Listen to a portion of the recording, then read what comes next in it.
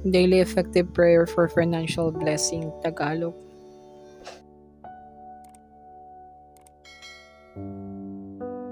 Panginoon na maawain, lumalapit po ako sa inyo ngayon na may pusong puno ng pasasalamat at pag-asa. Aking kinikilala, Panginoon, na kayo ang pinagmumulan ng lahat ng biyaya at yaman sa aming buhay. Mahal kong Diyos, sa mga pagkukulang at pangangailangan ko, ipinagdarasal ko na bigyan niyo po ako ng kasaganaan at biyaya, partikular sa aspeto ng aking kalagayang pinansyal. Hipuin niyo po, Panginoon, ang aming bulsa at pagpalain kami nawa sa oras ng pangangailangan, kami ay iyong bigyan.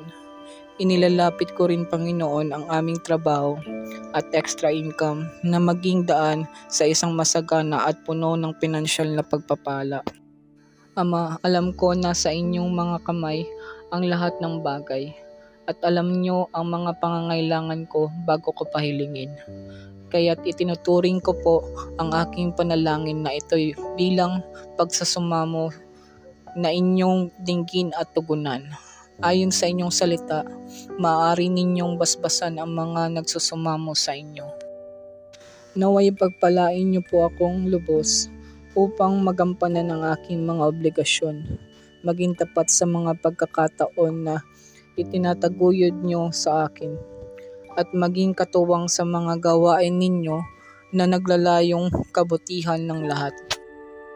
Nagpapasalamat po ako sa mga talata mula sa inyong salita na nagpapahayag ng inyong pangako ukol sa amin. Magtiwala ka kay Yahweh at gumawa ka ng mabuti. Manahan ka sa lupain at kumain ka ng kanyang pagkagustuhan. Magalak ka kay Yahweh at bibigyan ka niya ng hinihiling ng inyong puso. Awit 37 verse 3 and 4. Lumalapit po ako sa inyo, Panginoon, na may pagtitiwala na gagabayan niyo ako tungo sa kalakipan.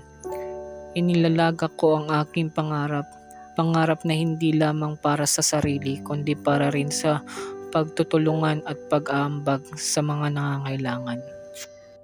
Sa inyong pangalan, mahal na Diyos, inuukit ko ang aking pananalangin na ito, at sa tulong ng inyong biyaya, pangako kong maging mabuting katiwala ng mga kayamanang inyong ibinibigay.